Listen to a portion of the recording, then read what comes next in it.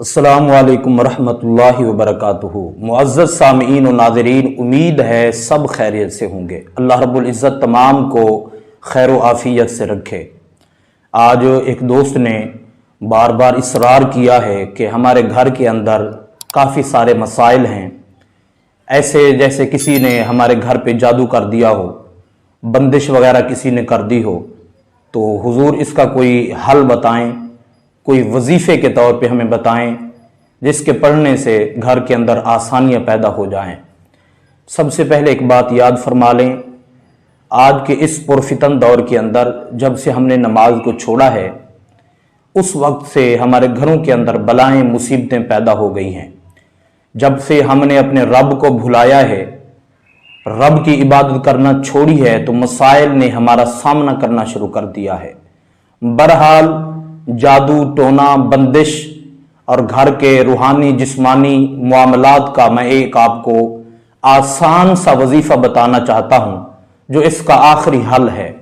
آپ تمام احباب نے اس کو محبت کے ساتھ سماعت فرمانا ہے۔ جیسے میں آپ کو کہوں گا ویسے ہی آپ نے اس عمل کو کرنا ہے، انشاءاللہ العزیز آپ کا مسئلہ حل ہو جائے گا۔ میں الفاظ وہ آپ کو بتانا چاہتا ہوں، سب سے پہلے الفاظ یاد رکھ لیں۔ جو الفاظ آپ نے پڑھنے ہیں وہ یہ ہیں: یا حی یا قیوم ایاک نعبد و ایاک نستعین برحمتک یا استغیث۔ یہ الفاظ آپ نے روزانہ 7 دن آپ نے 313 مرتبہ پڑھنا ہے۔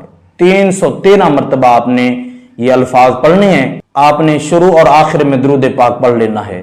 انشاءاللہ العزیز جیسے ہی یہ وظیفہ ختم ہوگا، اللہ رب العزت کے حکم سے آپ کے گھر کے معاملات، جادو ٹونا بندشیں، یہ سب ختم ہو جائیں گی۔